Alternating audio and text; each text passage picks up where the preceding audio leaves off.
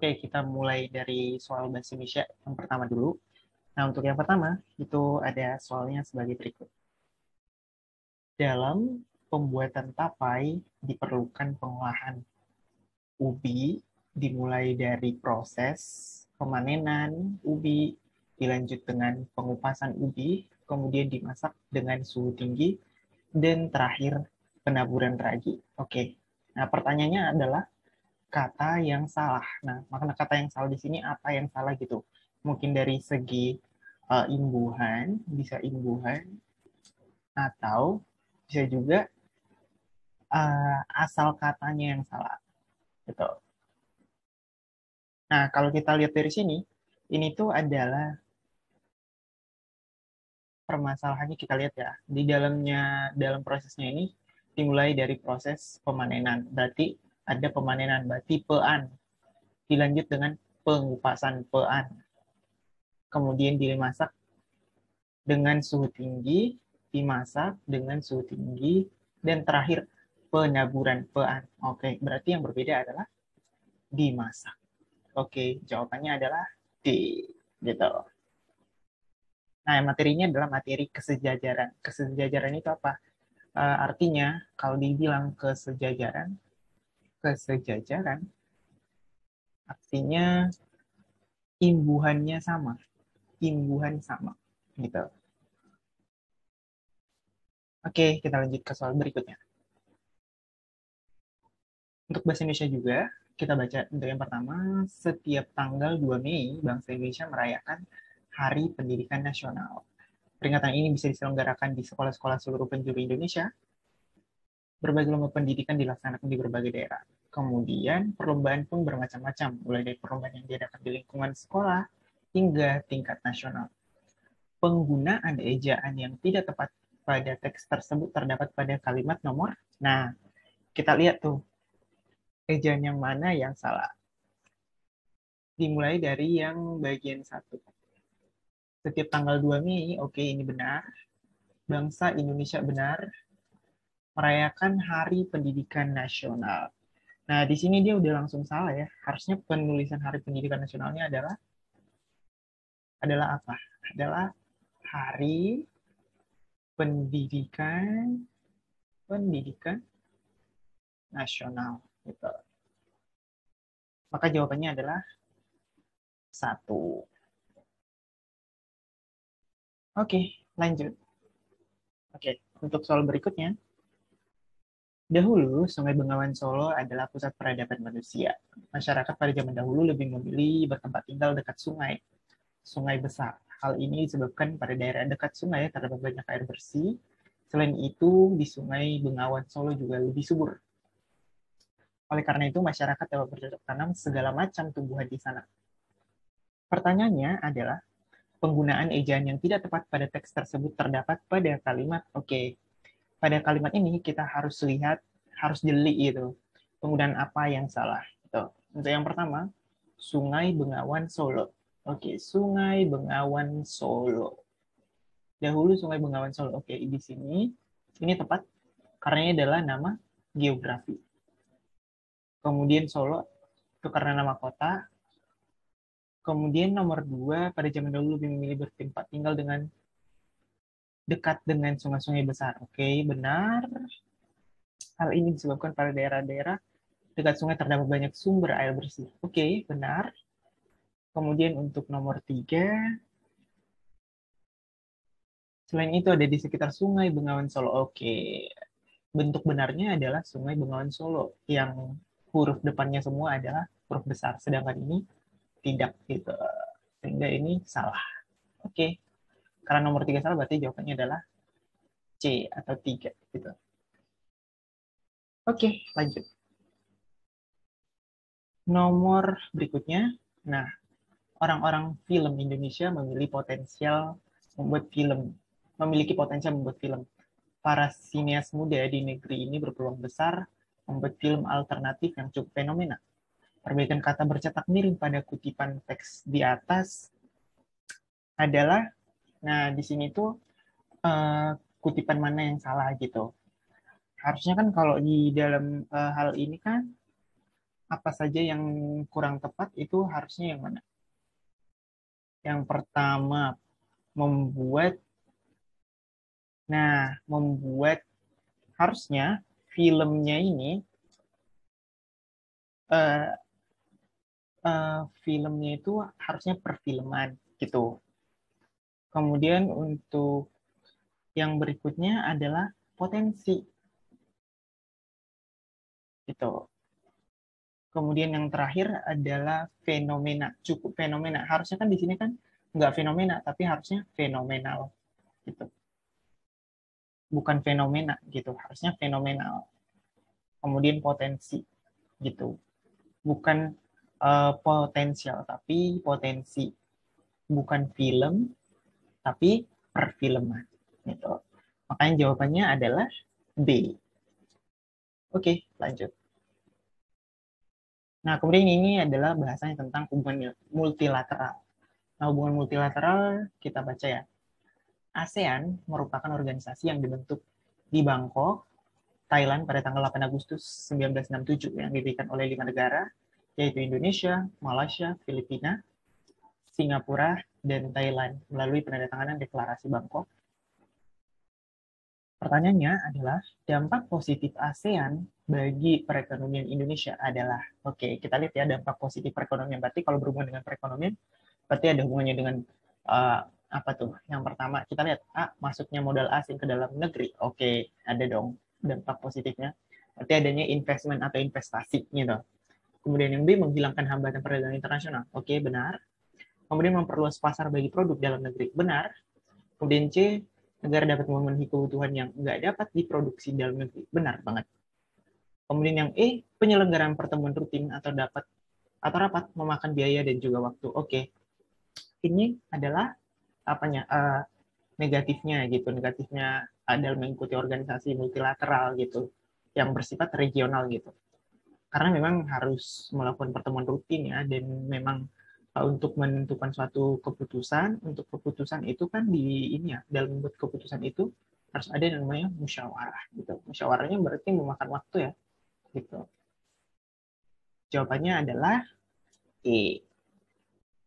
Oke, lanjut. Nah, kita lanjut ke soal berikutnya. Untuk mencapai Bogor Goals, kerjasama APEC didasarkan pada 3 pilar yang di sini yang ikut dalam APEC tersebut adalah yang terkait adalah Kemenlu Republik Indonesia. Dilakukan dengan kecuali, berarti ada kecualinya ya. Oke, yang pertama kita lihat perdagangan dan investasi yang lebih terbuka. Oke, perdagangan dan investasi yang lebih terbuka diharapkan akan menurunkan ketimpangan dalam berekonomi maksudnya. Berarti ini B juga benar. Kemudian C, fasilitas perdagangan dan investasi. Oke, benar. Kerjasama ekonomi dan teknik. Oke, iya benar. E, melakukan pertukaran pelajar. Ini sama sekali nggak ada hubungannya ya, karena APEC sendiri bukan berhubungan tentang education gitu. Maka jawabannya adalah E. Oke, lanjut. Ini tentang Undang-Undang Dasar. Nah, ini berarti tentang pembahasan pasal-pasal. Kemudian yang pertama, pasal Undang-Undang Dasar 1945. Pasal 33 ayat 1, 33 ayat 1 berbunyi, perekonomian disusun sebagai usaha bersama berdasarkan asas kekeluargaan. Oke, kita fokus ke asas kekeluarganya ya. Maka makna dari pasal tersebut adalah kecuali. Berarti ada kata kecualinya ya. Oke, kita lihat dari nomor A. Kebangkitan ekonomi itu juga harus memberikan dampak positif terhadap koperasi. Benar. Yang B, melibatkan seluruh masyarakat Indonesia dari berbagai lapisan masyarakat. Oke, benar. Tidak hanya untuk golongan elit. Benar. Karena ada tadi kata kekeluargaannya ya. Gitu. Kemudian memberi dampak positif bagi perekonomian. Ya, sudah pastinya ya. Kemudian E, masuknya investasi-investasi asing yang menghancurkan perekonomian. Oke, ini adalah dampak negatifnya gitu. Ini dampak negatif. Jelas sekali ya. Berarti jawabannya adalah E.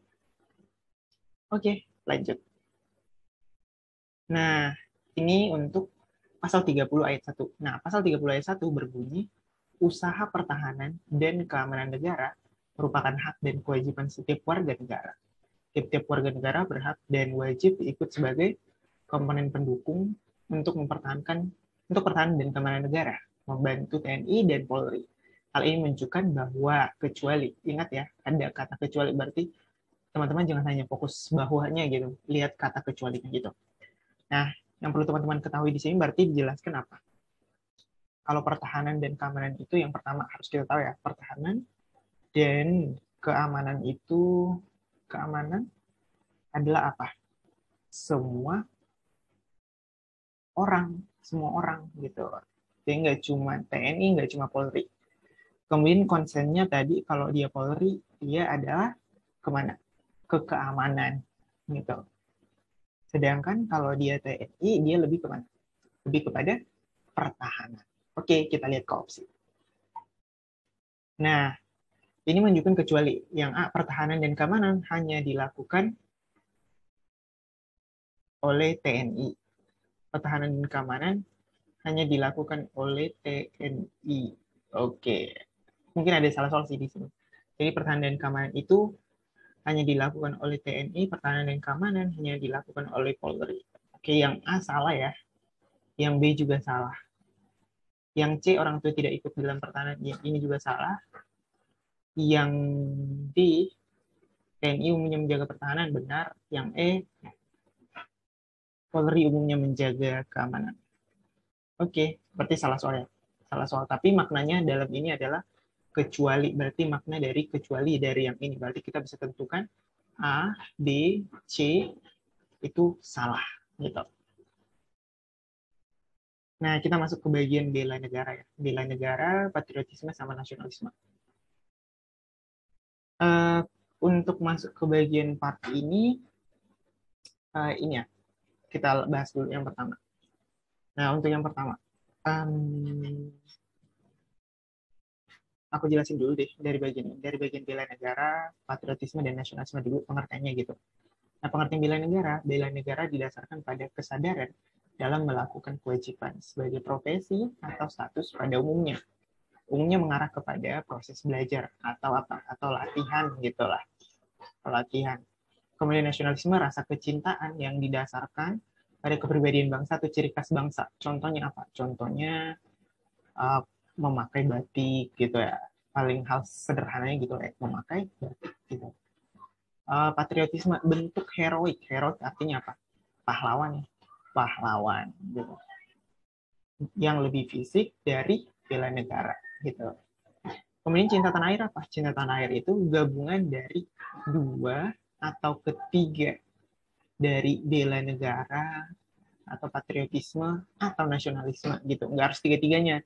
Dua saja bela negara dan patriotisme itu termasuk apa? Itu termasuk cinta tanah air.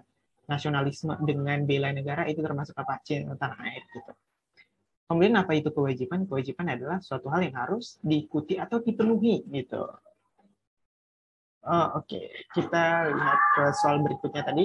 Nah, yang pertama tadi ini adalah Muhammad Hatta, biasa disebut dengan Bung Hatta, lahir pada tanggal 12 Agustus 1902 di daerah Bukit Tinggi, Sumatera Barat, dan meninggal pada tanggal 14 Maret 1980. Pada umurnya yang telah menginjak 77 tahun, Bung Hatta juga merupakan seorang yang telah memperjuangkan kemerdekaan dan merupakan wakil presiden pertama yang memimpin Indonesia bersama Bung Karno. Bung Hatta memiliki peran yang besar juga dalam proklamasi kemerdekaan, yaitu apa? Nah, kalau dilihat dari kondisi ini berarti apa? Ini merupakan kondisi apa?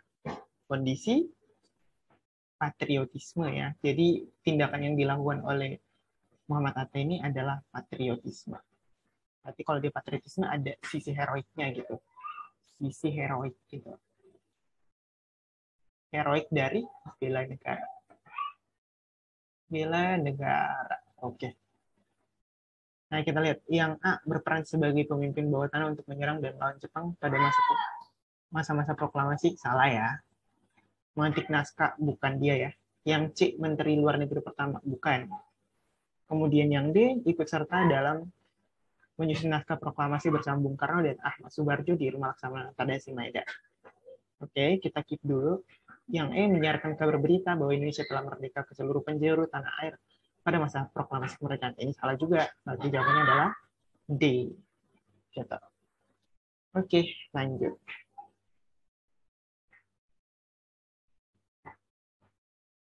Nah, di sini ada soalnya, Yani adalah peserta Sekdin 2022. Sebelum ujian, ia telah mengikuti banyak les atau tryout untuk mendukung pemahaman dalam ujian. Nah, konteks tersebut adalah penerapan dari apa gitu. Nah, berarti di sini dijelaskan apa? Jelaskan tentang latihan atau apa? Atau proses belajar. Berarti ini jelas ya. Jawabannya apa? Jawabannya adalah bela negara gitu. Kesadaran. Makanya A salah, B juga salah, D salah, dan E salah. Gitu. Kemudian yang berikutnya. Yang berikutnya adalah dari 4 wakil Indonesia di semifinal Indonesia Master 2022, hanya 2 wakil yang berhasil melangkah ke partai puncak. Keduanya adalah wakil dari sektor ganda, yaitu Apriani Rahayu dan Siti Fadia Silva, Ramadanti dari sektor ganda putri, dan Fajar Alfian atau Muhammad dan juga Muhammad Rian Ardianto dari ganda putra. Nah, hal ini tidak lepas dari kerja keras selama latihan sebelum mengikuti pertandingan. Berdasarkan kondisi di atas merupakan penerapan apa? Oke, udah jelas ya, di kalimat terakhirnya dijelaskan tentang apa? Tentang latihan juga, latihan atau apa? Atau proses belajarnya gitu. Proses belajar. Gitu. Berarti jawabannya apa? Jelas ya, jawabannya adalah bela negara. Gitu. Lanjut. Oke, nah di sini tadi kan kita udah bahasnya tentang yang sama juga gitu. Di sini kita bahas yang sama juga. Kondisinya sama, hanya berada di kalimat terakhir. Fokus ke kalimat terakhir. Terbukti dengan di saat mereka berjuang habis-habisan di arena pertandingan hingga terengah-engah. Konteks di atas adalah penerapan apa gitu. Berarti kan di sini adalah perjuangan, ada kata perjuangan habis-habisan. Perjuangan habis-habisan. Oke, berarti dari sini jelas apa? Jelas apa? Ini adalah heroik. Oke, heroik dari mana? Heroik dari kalimatnya ya, perjuangan habis-habisan gitu. Jadi jelas ini adalah patriotisme. Gitu.